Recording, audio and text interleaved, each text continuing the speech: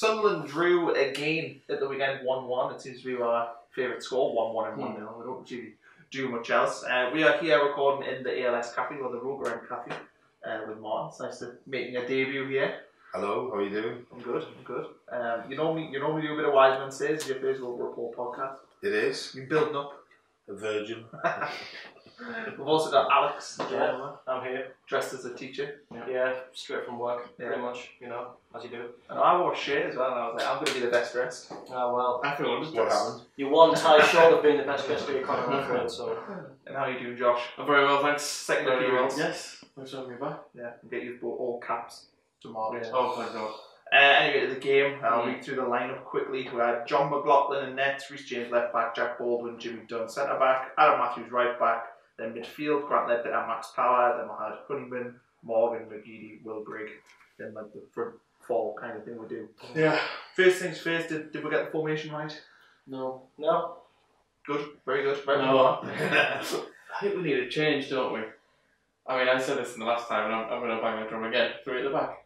Let's try it. I think, you know, I think we need to play with 2 up front. I know we tried it against Oxford for the last half an hour. Didn't quite work. But I think Wyke needs a goal, especially. So he needs to be playing. And I think Greg looked really, really isolated there. Oh, yeah. On his own. He was feeding off the scraps. It was just one of the balls, wasn't it? You know, I'm surprised that when Sky were sort of showing highlights of Greg in action for his first game for Sunderland, I'm surprised they managed to find a shot of him running towards goal. Taking a shot. Yeah, like there was literally like one chance where like, he took the ball on the edge of the box and just like fired like near the side netting. But that was the most he could do with what he had. There was just absolutely nothing there. I agree with that, yeah. Are we looking at formation here though? What do you think, I Martin? think- Or is it the I way think they're all playing? person, I mean, there's just lots of confusing things for me. I mean, everyone's got the favourites, and obviously the manager has his and he picks the team, but I can't see how Power is still playing, because he's obviously not been playing well, and I think it actually benefit them from being taken out, you know, and then brought back in. But then there's other things. There's other things like, as Sinclair proved on Saturday, sometimes appearing against your old club, you create something or you score a goal. So why wasn't Maguire on the bench? Because he did really well at Oxford, you know. And you quite often you'll have like 2 central midfielders or 2 defenders on the bench where we don't need them. It's obviously easy to look at things when things haven't gone well and say, well, that didn't happen, and if that late goal hadn't gone in, we probably wouldn't be dissecting it to that level. But to me, I just think League One defenders, because they're not that great at passing the ball out of defence. I think we need to press the teams. I would have like Watmore, Maguire and Grigg all like pressing, and then a solid midfield behind that. And I think like a lot of the times the League One players will either have to just like lump it forward or they end up kicking it out for a throw in. I just think every time McGeady gets the ball, it like stops the whole flow because he cuts in, he doesn't go down the wing. When James like goes past him, he never plays his full back in because he just wants to keep the ball. You know, there's a lot of different things that have been wrong. It's tough with McGeady though, isn't it? Because then he wins us the game against Wimbledon. Yeah, exactly. Yeah, when we need a bit of quality.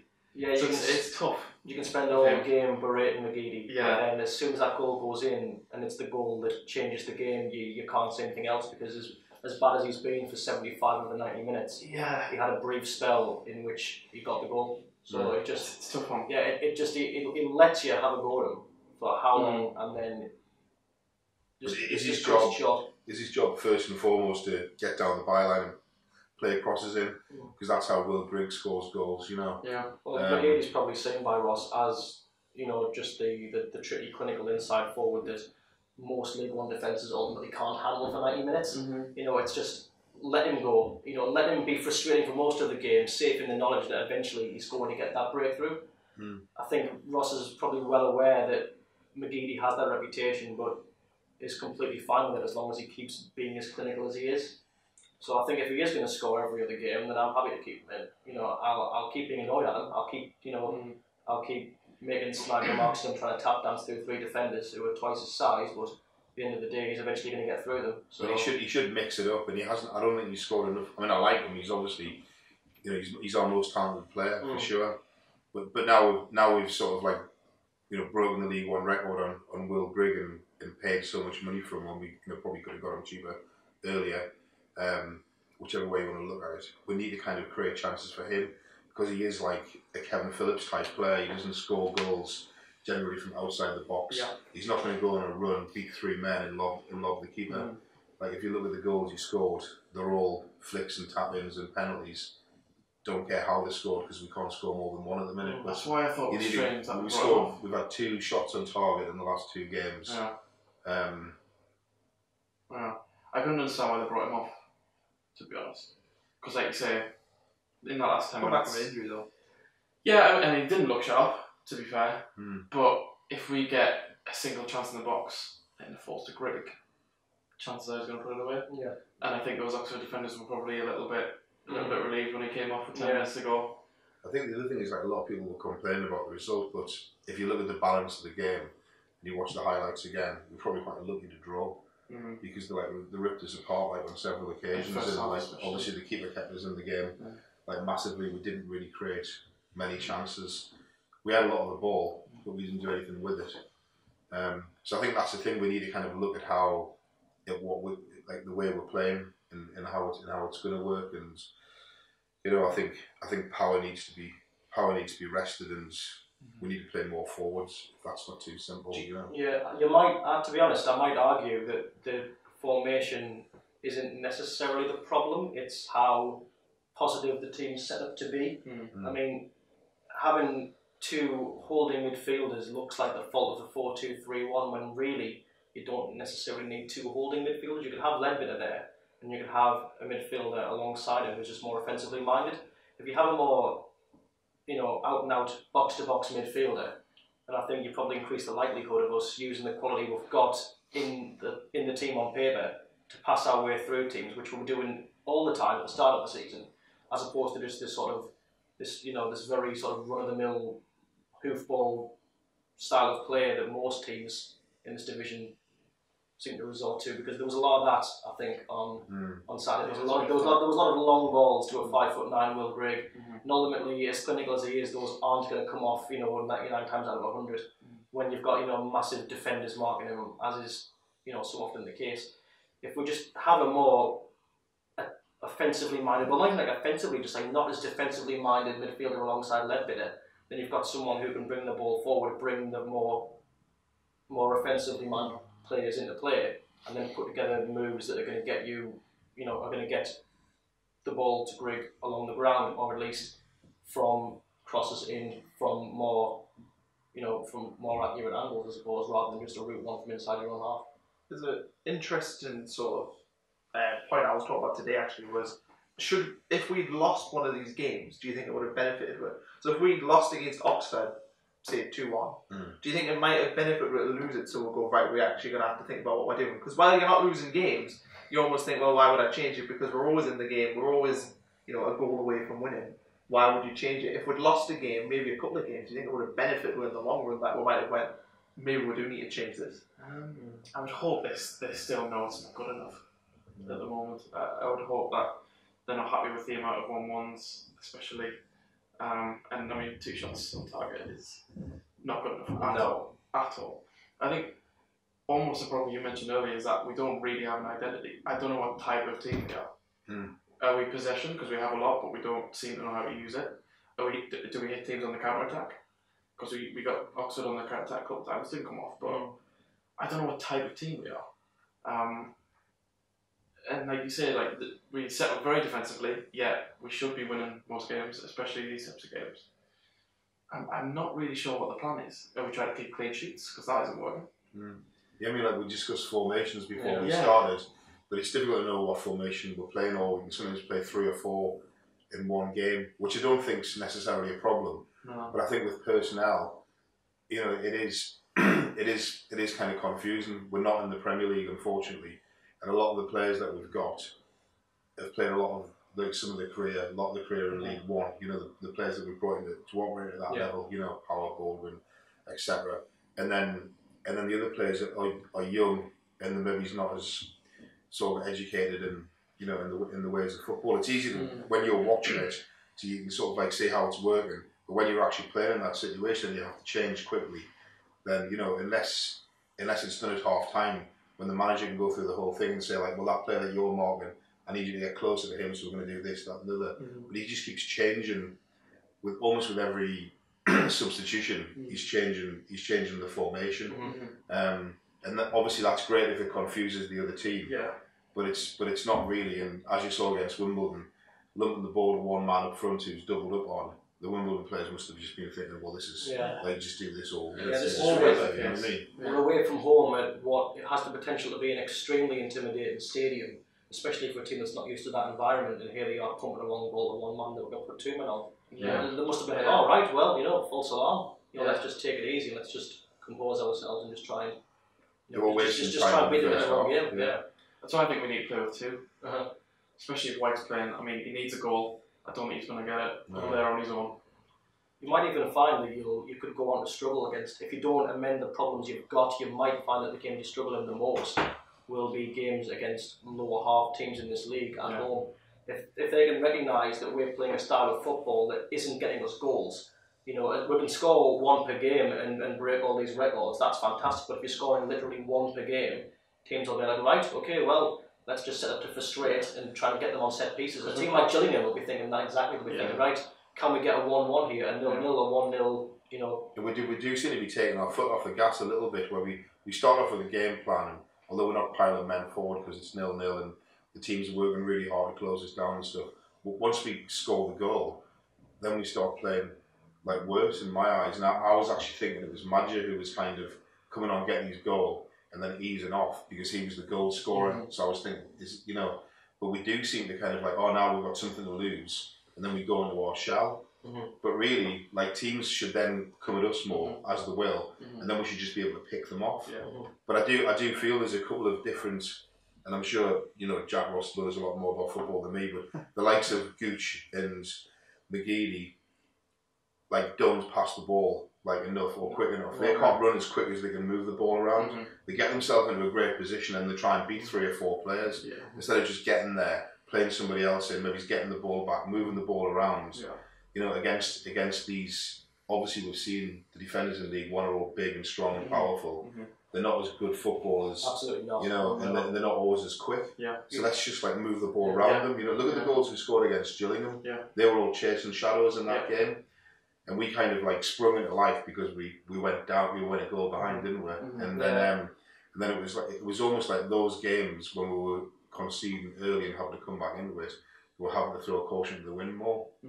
And I think the fear factor's hitting as well. Like a lot of players who aren't used to the pressure of playing for a club like Sunderland and what's at stake, and the fact that they're scared to lose. So therefore, they're not winning as much because as soon as we get in the lead, they're kind of like, we need to hold on to this. Luke O'Nien didn't start again. It seems to be that I'm banging this drum every week, and maybe it's just me, but I can't understand it. We've got honestly, I think there'll be a whole drum kit of that drum being banged again. Honestly, yeah, absolutely, Well, that's what I meant when I said, like, how does Power start every week? And that's it. And then what has Luke O'Nien got to do to get into the team when Power, in the eyes of many, me being no exception, is underperforming every week? Underperforming in a system which seems to be at fault for the two holding midfielders, or at least the two, less offensively minded. Luke O'Nien could be the answer to that easily. To me, I mean, as you say, I probably know less about football than you, so you know less about than Jack Ross. So here I am just giving a layman's opinion. But it just seems to me like that team would massively benefit from Luke O'Nien starting over Power. It just makes a lot of sense. Luke O'Nien's got the energy to play as a box-to-box midfielder. If he can get back and do defensive duties well, as he showed he can do as a fullback, and then bound forward and bring the likes of Hunman into play and the two wide men, then you could probably put together some motions that'll feed the ball to Grigg much more easily than just pumping those long balls over. He's also scored goals as well. I think he's our 4th top scorer. Yeah, he has. But he scored he's a really good finisher. Like less games than most people. And I actually don't think he deserved to get dropped from right back. No. Because I think obviously it's like Matthews was playing really well, and if you're going to have him in for the rest of the season, he's come back from an injury, he's going to be rusty, so you've got to let him play. But at the same time, if somebody else is already playing really well in that position, then why take him out? Unless you're going to think, well, you've done a good job for me there, so then I'm going to put you in the middle. But then he was pretty much just really back on the bench, I think. Yeah, it was back to just being a sub, and it doesn't make sense for a number of reasons. I mean, firstly, if it ain't broke, you don't fix it. If he's playing well at right back, then I would leave Matthews on the bench, you know, as an insurance plan for if and when 09 stops performing. But I think really Matthews, in my opinion, got back into the team by virtue of being a natural right back on paper. And to an extent I can get that. I think it makes a lot of sense to, you know, naturally want to trust your lad who's been playing as a full back for most of his career rather than that has been playing as a cam or just as a midfielder for most of his career. But I look at 09 and Matthews side by side. I look at how they played as a right back. And I just think 09's been better overall. I mean, Matthews wasn't good at all. I don't think Matthews had a good season this year.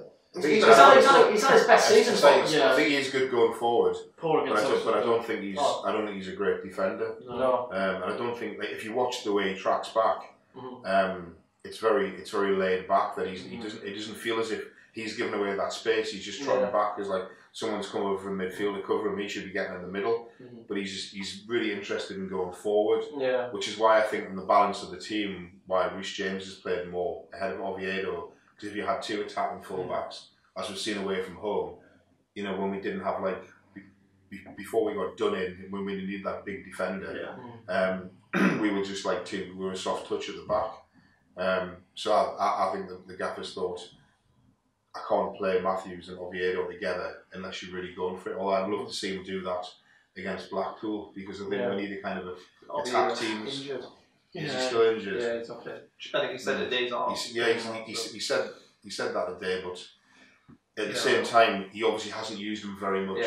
Generally, when he has been fit, and I think some of that was psychological to try and like move him on. But then we kind of shot ourselves in the foot, like in terms of like moving him on anyway. You know, by missing out by 4 minutes. I mean, the decision to make if it's between signing Oviedo, getting rid of Oviedo and signing Grigg.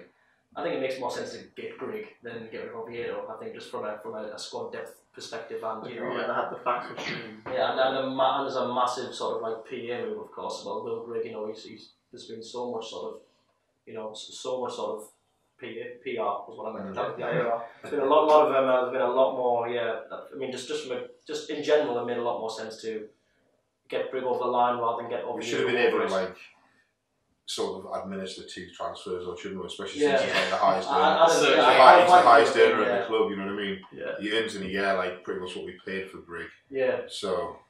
And if you aren't going to play him, I mean, obviously you shouldn't play him just because he's earning the most money. Otherwise, you would have been starting Rockwell every game last season. But you know, at the same time, he's not getting a game. You know, and I'm not sure about that. As you say, Oviedo and Matthews in the same team makes a lot more sense because I think the two are a lot more offensively minded for your fullback options. I think James, for me, overall, as an all-round sort of like fullback, he can play the limited role a lot better. But Oviedo, I think, was the guy who you'd want to have on the overlap with your winger to get the crosses in while the winger covers him. But that for me is, you know, if he is of course injured, then he can't play. But if he's, I think now he's staying. Yeah, we should play him. I just meant that over the Christmas period when they weren't playing him. I think that was to kind of encourage him move personally. Yeah. I mean, obviously that's not being said publicly, but that's what, you know, like if they'd been able to get rid of Cattermole and Oviedo, it would have made a massive difference, like financially. Oh, absolutely. And then obviously Hume and James are like capable of playing in this division, so we wouldn't have been selling ourselves short, you know. It's probably our obviously he's here now. We've got like 26 pros, you know, like like almost twice as many as some teams. But then that for me, without trying to change the subject too much, I think that might be one of Jack Ross's problems, whether he's ever handled that scenario before. Yeah, Premier League side squad. And he needs to keep people happy that he can't even put on the bench. You know? Which I suppose leads back to players like Dylan McGeoch and the 09. You know, Dylan McGeoch hadn't really done much wrong and then seemed to find himself out of the team. I'm a big fan of McGeoch, to be honest with you. Like I think he's a really important player, and I thought I keep thinking by the end of the season people will appreciate him more, and he will. You know, in terms of ball retention, and he doesn't dive in and come away with the ball. He does this little thing where he wins it 2-footed and like that and comes away and makes a pass. He's pass completion. He's neat and tidy. And I think if we played a different system with him and Ledbetter, I think they're our best two central midfielders in terms of like moving the ball around the pitch. And I think that's how we can hurt people. You need like a busy B player sort of round them. Almost build it around them. Yeah, like Honeyman, but and I think that system would work. But obviously, everyone's going to be involved at some point because there's going to be like a lot of games, and we may as well use our squad well. And we're going to have injuries and suspensions as well. Yeah, I want to talk a little bit about the games coming up. We've got 3 huge home games, probably the biggest period we've got coming forward of the season. Starts tomorrow night against Blackpool, or today. Today against Blackpool. Then we've got Friday on Sky against Accrington, and then Gillingham on the Tuesday. So 3 huge games. You think Jack Ross needs 9 points? I think 9 points has to be the amount. I think it's got to be the ambition. Yeah, we got in for 9, especially having sort of like drawn too many games recently. But I think if we win the next 2, then it'll propel us up the league to like a more positive position. That'll give us second, because we played basically 2 games before anyone else plays, which hasn't really happened. Normally, when the team who hasn't played, everyone else. We've been waiting to catch up, haven't we? I still find it quite funny, really, because I think we're getting a bit doom and gloom about the draws. Not to say that we're wrong to do that, but we're getting a bit down about the fact that we've drawn a lot of games and only won sort of every other or 1 in 3. But we're still in a position where if you win your next 3 games, you're comfortably second. Still if though. It's an if, but it's still right there, and you're playing some very beatable teams. I know. I mean, like coming out of the stadium on Saturday, it did feel like the vibe felt like we just lost the game. I know it was like a late one, so they always feel a bit more like a more negative draw. But people were like kicking off, and the players were coming over, and there was like little kids trying to, and there was sort of grown men, like shouting and bawling and effing and blinding at the players. And I was thinking, well, that's going to encourage them to not come over, and just the things that people were saying, which aren't repeatable, but I was thinking, well, people are obviously frustrated because they can see. I mean, let's face it, we haven't played well for 2 months. No. We can't dress it up any other way, No. We're not playing fluently. We're conceding like annoying goals, and when we get in the lead, that should be like the sort of the spark that allows us to continue to play well. Like normally when teams take the lead, it gives them more confidence, and then they start passing the ball around, whereas we go into our shell. That's exactly how I put it as well. It seems to be we take the lead and just stop retreat a bit. It's like no, kill them. We'll suddenly decide to run out of ideas. We need to watch Man City. Exactly. And we have got the players to hurt teams in this league, 100%. Mind you as well, little tangent, right? I would be absolutely terrified if we got a team like Man City like in a cup anytime soon. We've already knocked them out of 1 cup, man. Like real Man City, very scary Man City. Well, they wouldn't play their first team. Well, no, but if we were in like a latter round of the cup, like Burton. Yeah, well, that's what I'm thinking. Like, did you see them against Burton? It was morbid watching them play them. It was just they just sat on the edge of Burton's box and just walked the ball around. They just like toyed with them, and every now and then just decided to score. Yeah, it was just that was cruel though. Just give up on 5. But it makes you like so aware of what the gap is between where we are now in the English football pyramid and where the best teams are in it. I'm not worried about that now. I'm not. The only way to get back there is to have this first stage, isn't it, and get out of this league. And like a few months ago when we were doing better, we were kind of more within shooting distance. 8 in a row, I think. Yeah. I mean, like obviously everyone was talking about Portsmouth and Peterborough at the time, and now like they've fallen away. Like the likes of Doncaster and Barnsley have come right through. Yeah. But Luton are winning the league at the moment. As it stands, well, I think 2 months in I would have said that Peterborough were going to win it, and 4 months in I would have said Portsmouth won it. So that's true. But I was going to say, like a lot of people were saying, oh, well, it's all well and good that but like, are any of these players going to be good enough in the Championship? But that was like 2 months ago. Now they're kind of like, well, are we going to get the Championship? Exactly. We just need to kind of like have the old sort of cliche of like 1 game at a time and try and win each one. Yeah. And I think if we win the next 2, people will be smiling, and it'll be more of a launch pad. If you got a 1-0 and a 2-0 win, then I think like the conversations people. Well, high scoring 2-0 win. Hey, that's double what we're getting. Honestly, I'm saying that. Like, if we won both of the next 2 games and one of them was scored more than 1 goal, and that would be enough. I think. I wouldn't know what to do. I wouldn't. No. I'd be happy if Jack Ross went all out Jack Ross and we won all 3 games 4-3. Yeah. You'd be over the moon with that, Oh, it'd be absolutely over the moon. Yeah. Don't set up defensively, just go for it. Just absolutely go for it, yeah. Centre backs in there, just Just play off Oviedo or another one of your wingers in the middle. What would you say to people? I mean, I've seen them on Twitter. Probably 2% of some of the fans are beginning to turn on Jack Ross. Or maybe more are beginning to turn. Some have turned. What would you say to people like that? Because in my head, it's a case of the reason we're in this situation is because we keep changing managers. So why, when you hit your first bumpy road, would you go? I think it's just a natural reaction of your standard football fan. But it doesn't mean that they don't love the club. It's just sort of blame the manager because that's what happens. I think a lot of it might even be just like heat of the moment frustration. I think a lot of people that just take to Twitter after the game and go Ross out probably don't mean that. It's probably just like, I'm angry at the manager's decisions, so I'm going to say something that's, I suppose, quite offensive to the manager's sort of authority. It's like a knee-jerk, because I mean, quite often we would, under Moyes, for instance, I don't like to mention his name, but when things are really bad, any time in the last sort of 7 years, but we'd like run exactly the same poll straight after the game on Twitter as we did on the Sunday morning. Like, do you think we'll get relegated or do you think we'll get promoted? And the difference between with the same amount of votes is massive. And it was just like an interesting thing. And it happened by accident the first time where I put something on, and it was like, do you think we'll go down? It was like 99%, And then the next morning somebody just accidentally tweeted the same question, and it was like 60-40. Once everyone had calmed down, that's really interesting. So I think a lot of it is like sort of knee jerk, isn't it? But like we haven't been playing well, and he does need to change it.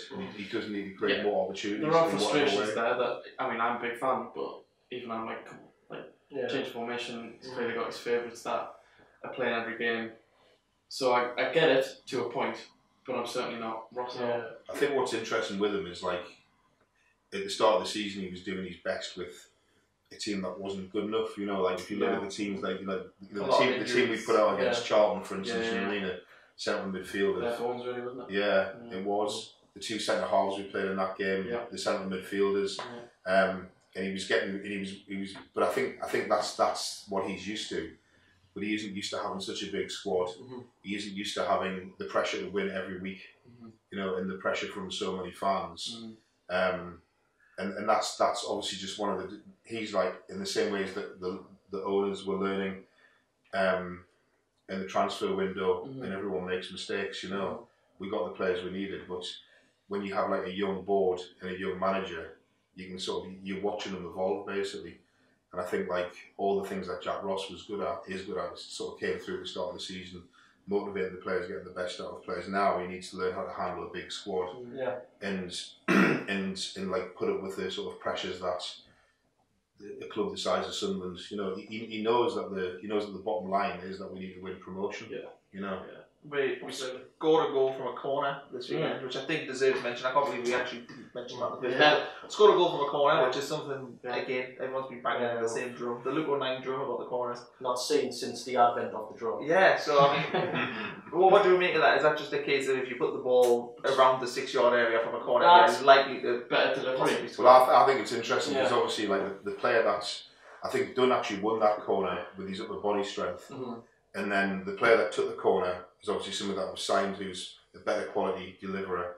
And then the player that scored the goal had more strength than the other two centre halves. Done up front. We've got Dun and Gray. Let's just do it. Honestly, I think it's a terrible shout. That's what we've been lacking on. Because like Flanagan and Baldwin are obviously like decent in the air, but they're both just too skinny. You know what I mean? To be put on a diet of.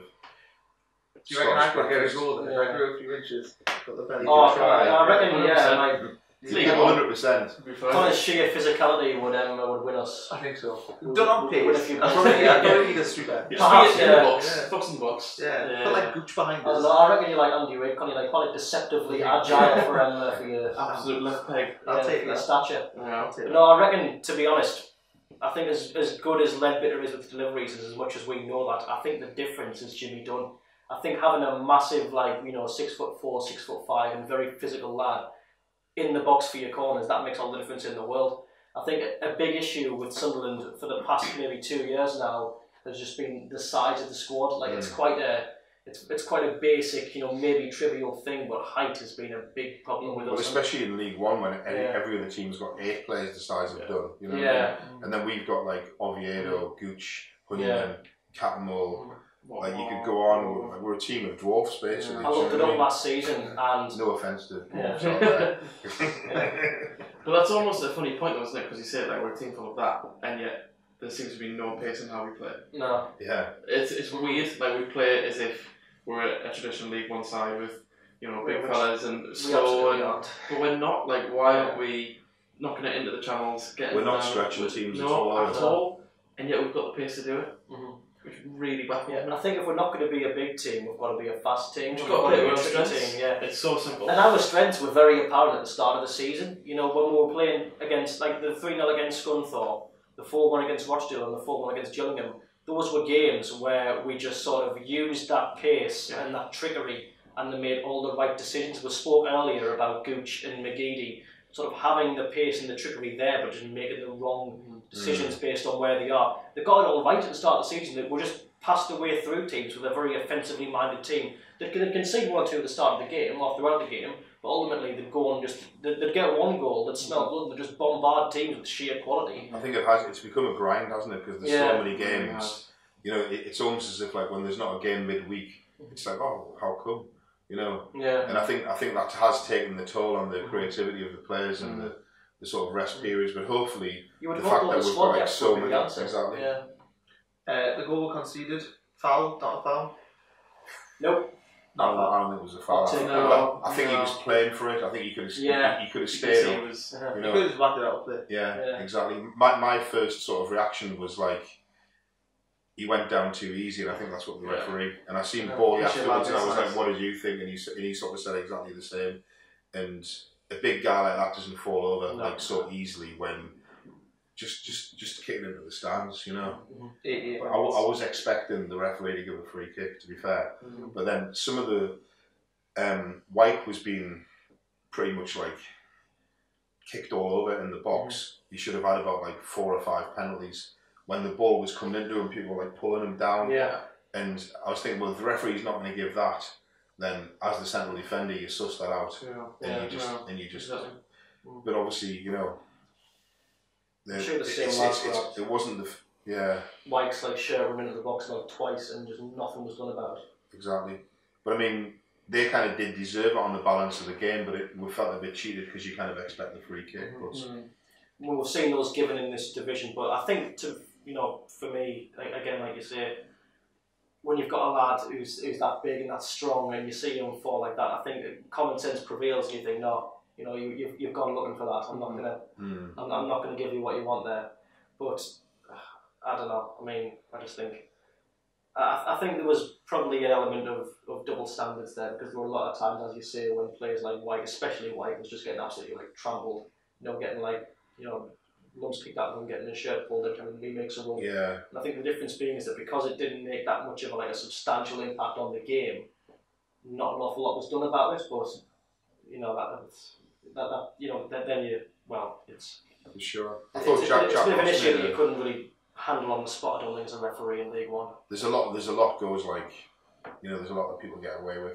But I thought on the goal, everyone's talking about done. But if you watch it again, Jack Ross did make a good point that was it Baldwin who went aground he just got skipped around and that sort of created the final sort of opportunity. And at the time I thought it was a bit harsh, but then I watched it again. I thought actually as a defender himself, he had a point there. He needed to go over to him, make himself big, try to block it, But by going to ground, it took the 2 central defenders were just not involved in that goal at all, So it was a tap in. But we were lucky not to be 2 or 3 down. Yeah. At half time, I thought. A clinical team beats you quite comfortably. That's its league, though, isn't it? Exactly. That's it. We've got the best keeper probably outside. What another absolute blinder from him. But I think that's just it, really. I think we don't even talk about it now because it's just expected. It is like it's just a given. Yeah. Like if we do go up, people talk about different positions that we need strengthening, but I think maybe we need to get another keeper as backup, but we wouldn't be worried about who's going to be the number 1 because he's been brilliant. He's good in every area. My only worry is that if he did get injured or get sent off and there was a big game, the following week. No. You know, Roy does a 2-2 Right, did well against coming Millwall. on. yeah, but you wouldn't feel as confident, would you, with him in the team? You can feel it in the crowd, can't you? Within the defence, you know. And they can feel it. They can feel the tension. Reiter reminds you of the Reiter Steel camp goalkeeping pyramid, doesn't he? Yeah, which is maybe harsh now. Yeah, I mean that's all I'm going to say. You know, What's the best look, if there's a swear jar, I'll fucking bring it. That looks like three ugly lasses, though, isn't it? Yeah. Okay. No, he's been alright this year when he's played though. The Czech In the cup, he's been very decent. So I don't want to hammer in case he's watching this. No, I've been happy with And we might need him at some point. I think we should be. Let's not put that behind him. You know, I think it's only fair. You know, it's a different era now. It was a weird year for everyone. I think when you're playing with that sort of miserable environment, you're not going to play your best. So I think for his sake, you know, if we want these players to be at their best, we need to make a more welcoming environment for them. So for Ryder especially, let's just let that's so true on such a wider scale as well, though. Yeah, like the amount of people who go on Twitter straight after a game and just have a go, and I just think it doesn't help. Right, it doesn't help. No, so stressed. Like his finger exploded, didn't it? That's how stressful last season was. Like his finger literally exploded. Tomorrow night, then, or tonight, what do we think Jack Ross is going to do with the team? Do you think we'll be sticking with a 4-2-3-1? Or do you think he'll keep that formation and make changes to the 11? He's got to do something. I think the latter. I think he would have changed the formation by now. So what do you think? If you're going to pick your start 11, as Jack Ross or as me? As Jack Ross. As Jack Ross. What do you think you'll pick? There you are. That's the team up there on Saturday. I think. See, I don't know if he's thinking. Are you struggling on keeper already? Can we all agree on the keeper? It might make absolutely no sense, but I don't know if he's partially thinking because we've got Power, we've got Greg, and we've got James. I don't know if part of him's thinking, well, we've got that Wigan connection. That got up last season. Famous Wigan connection. The Wigan connection. So that been the title. That's Wigan connection. Weird for a Sunderland podcast. But I don't know if he's kind of thinking of that because obviously Power knows Greg better than anyone, and James knows Power better than anyone you'd imagine. You've got Don Love come back from injury too. He must be pushing for a start. Can't wait. And I don't think Lewis Morgan. I think you'll keep Lewis Morgan and McGeady. Absolutely. Morgan's a favourite, and McGeady can get Morgan's you a goal. Great. But again, I would. I was going to ask you. It's not Jack Ross. I would change you pick your rough 11. What do you think he'll go with? What do you think he'll go with? See, that's the thing. I don't think he'll change much. I think it's Jack Ross. I think you've had your go, so be quiet. You just bummed it in for 5. Pretty much. I think he'll tweak it and make it more attacking because he's under pressure to do so. But I hope he drops Power and brings in McGeady, and I hope that he brings a 9 in some way. But I wouldn't mind. I don't think Reece James has done anything wrong, but I don't see why in these 3 home games why we shouldn't go for it against like all quite weak teams, you know. Yeah. So like let's play like 2 attacking fullbacks if they're available, you know. How injured Oviedo is, I'll be interested to know, but hopefully he'll feature at some point in these next 3. But I think he just needs to. He doesn't need to go like 2 attacking because then he'll like leave us sort of weak in defence. But I think he just needs to tweak the setup a little bit and make it more creative. I think he needs to find a partner for Ledbetter so we can run the midfield because I don't think we're like dominating the middle of the park, and I also don't think we're pressing enough. You know, if I was to choose a front 3, I would play Maguire, Watmore, and Grigg, and I would like put the defence under pressure whenever they've got the ball because I think that's how we can win the ball without having to like win in the air at the back and bring it out. I think we can make a lot of interceptions and close teams down, win free kicks, throw-ins. In the final third, in League One, players haven't got the attributes to cope with those 3 players. I don't think. Whenever Watmore's come on, I think he's worried teams. So, Shame that he struggled to finish that one at Charlton. For sure, still haunts. I don't think he's ever been a natural finisher, but I think the way Allardyce used him, sort of like as an outlet when we were under pressure out wide. To try and sort of like turn a man and get up the pitch and either win a free kick or play Defoe in. I think that's, I think him and Grigg could, Would you give Sterling a go? Well, that's another one. I mean, like he didn't feature at all, did he? So I don't know whether he's given him the opportunity to go home last weekend and so he's had to rush up here and then say, well, I'm not going to involve you this weekend, so go home, get yourself all sorted, and then. But I mean, he did look. Apart from the fact he looked like he had the wrong studs on because he kept falling over, but he did look fast and powerful. I feel like a Sunderland lone player thing. Yeah, he must have a big room for like. It's like you put ice skates on, everyone else will. But you're talking about that front three. I think Sterling could do a job in that front three as well. Yeah, I think with strikers they obviously run out of energy. Yeah. So like play someone. I think we need to start utilising the bench better because of the squad size. We did at the start of the end. We did. Yeah, but there was a game. I think it was the Shrewsbury game. It was his subs that won the game. Yeah, that's right. Gucci 09. There he's winning it from him.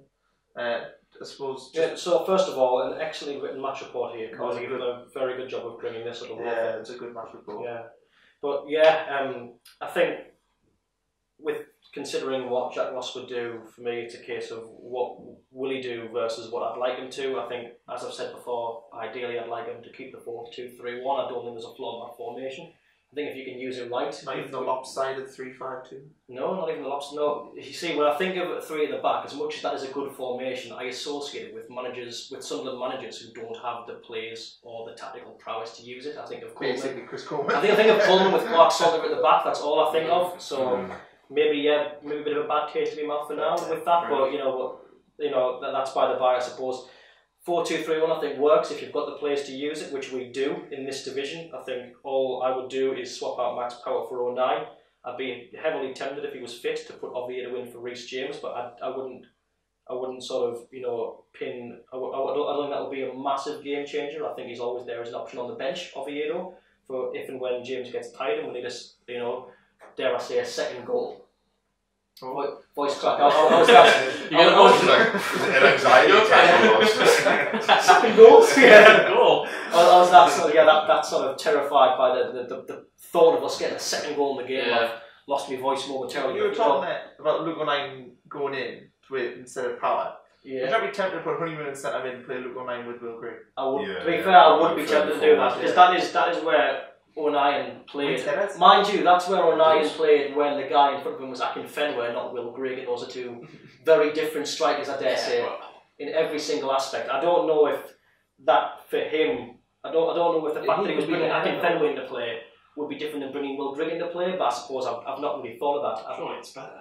Well, I think now that we've kind of signed Grigg and spent so much money on him, we just need to kind of formulate the team around creating chances for him because we know that he'll put them away. And he was kind of doing that for Madger in a way. Yeah. And I think Griggs better at holding the ball up and more experienced and also a harder worker than because obviously Madger was. I'm not criticising him, although I can now he's gone. But he was still learning the game. But the one attribute he had was finishing. Yeah. I think Griggs more of an all-round player, so he needs to think about getting the ball into the box for Grigg. I'm conscious of time, so I'm going to wrap it up now and just ask how many points we're going to get from these 3 games. 9? Yeah. 7 being positive. I was going to say something silly like the points we couldn't get 8 or something. Yeah. I'm going to go for 9 as well, just to be an optimist. Yeah, I'm on 9. You got it. Oh well. I'm going to look on 9. Yeah. Look on 9 scores in every game. And start. That's a dream. Right, we're going to sign up. So thanks for having me on. No problem. Michelle, we're back to recording. Yeah, and I was enjoying that fixture there, which nobody will see, but I was at that game. Oh yeah. Against Stoke, and Carl Robinson scored. I think I was. And I missed it because I was doing a Mexican wave. So there we go. Right, that's that.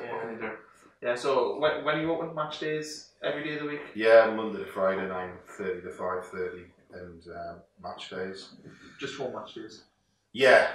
Yeah, because we're at the match when we play away. Yeah, fair play. Cool. Thanks for coming, guys. You're welcome. Thanks for having me. Thanks, Alex. Cheers.